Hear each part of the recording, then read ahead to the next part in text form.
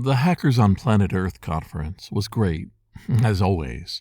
The first time it's being run 1 year after the last one, switching it to an annual conference.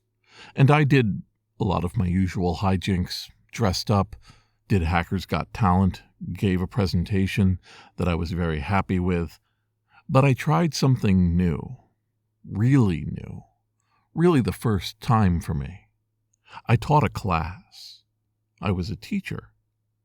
And the reason I did it, and my choice of subject, and the result, are all worth discussing. Hope everybody's in attendance.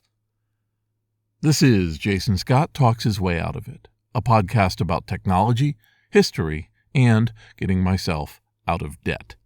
Thanks to Jeff Atwood and the hundreds of other supporters on Patreon and elsewhere who have been supporting me and helping me get out of debt. When I went to Hope the last year, I noticed something that really struck me. They had taken over a formal classroom building next to all of the rest of the event, and they were presenting events, presenting classes, workshops, anything that had a formality to it, where people sat in chairs and somebody at the front or walking among them gave them tips, context, lessons, whatever they thought they needed to do.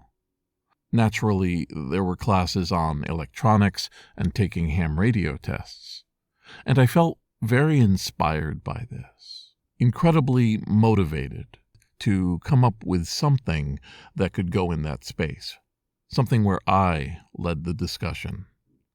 And what I chose was interviewing. Not how to be interviewed necessarily, but how to interview. Because whatever legacy my documentaries gave me, I also have now years of experience interviewing hundreds of people for multiple projects. I know how to set up a room, how to ask specific questions, react to them, come up with goals, with concepts, with overarching themes in my questions, and then throw them out if the whole procedure goes in a different direction. This was in the program, and to my delight, about 18 people showed up for my class. I was given a 2-hour slot, and I would say it was 90 minutes. In it, I didn't do anything that would shock, I think, anyone. I explained where I came from. I moved through the different projects I had. I talked about how I trained myself to go from being somebody who talked all the time to being a listener. I discussed different events that had happened as I was doing different interviews, some of the odd ones, some of the amazing ones. And I had interviewed everybody in the class, asking them why they were there and what they wanted to learn, and integrated that into which subjects I was going into. I had one random person come up, and I interviewed him for about 5 minutes, showing body language, reaction, how I do the questions. And I took many notes and questions from the audience members as I did this. There's no recording of me running this class. There are notes people took, but I didn't want to add the additional weight of everything being taken down. I wanted to speak freely about what things inspired me and unusual stories. I wanted it, in other words, to feel free and open, even at the cost of being preserved. Some of the attendees had done interviews before. Some had never done any. Some were trying to expand in different directions to talk to family and get the family story, while others felt they were part of an endeavor that would require more and more interviews to be added to the archives. I tried to answer things for all of them in a way that would give them information that they could use. The entire thing was extemporaneous. I definitely did it from scratch, from my mind, all the way through. Obviously, real classes don't tend to do that, but I was doing an experiment. Now, why did I do an experiment like this? Because I want to be prepared.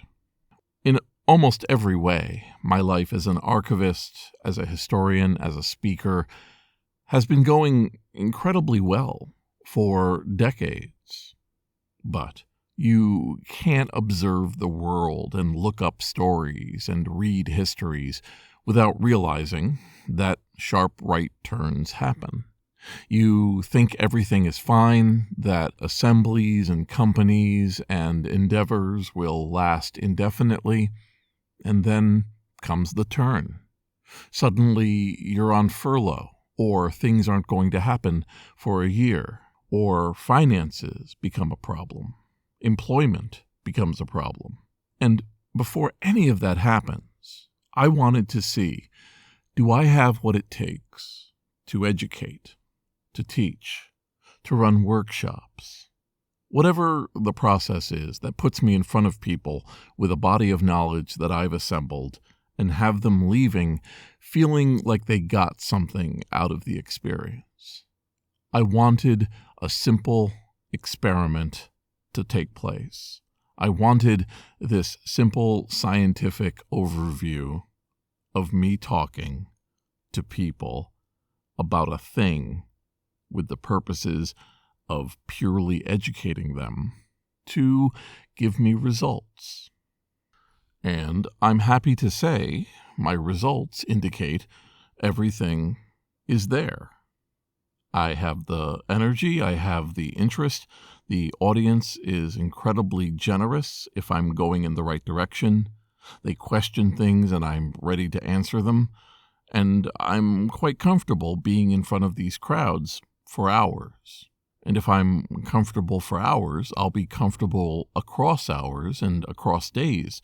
And to be a teacher who, I hope, makes people feel smarter, more informed as they leave. Now, I'm not taking any turns on purpose. I don't know something. I just always feel that a little preparation, that a little experimentation to see how you actually are instead of what you think you are, is invaluable. And hope, well, thank goodness for hope, gave me that opportunity. There were classes on bookbinding, on talking about podcasts and security and databases. They had a little bit of everything. In some ways, it was like a 3-day community college that you could attend along with the rest of the convention. And now that I know this, now that I have in my bank an experience that I can look back on and reference when thinking about decisions, well, we'll see what the future brings. Maybe we'll have Zoom conferences. Maybe I'll do virtual workshops, perhaps scheduled regular events. Maybe I'll get hired by some local community college to teach a subject. Maybe I'll run my own endeavor in person across the country. It doesn't really matter where these tools end up, but I wanted to hold them up to see how they were. And if I could find value in it, and if I felt that the different attendees found value in what I was providing, well, that's knowledge of its very own that I am very, very happy to have learned. This is Jason Scott Talks His Way Out of It, thanks to James Bekoyanu, Ernie Hershey, Michael Rubin, David Fisher, Sean Kelly, Trixie the Cat, Symbionce, Benjamin Guts, and Anonymous, along with the hundreds of other supporters on Patreon and elsewhere who have been supporting me and helping me get out of debt. Again, I have no idea where Jason Scott University is going to put its buildings down, but it makes me really happy that maybe towards the end of the work I do, there's some way that I can directly influence or at least inspire or help guide people who will do work that I used to do towards a new horizon of goals. That'd be nice.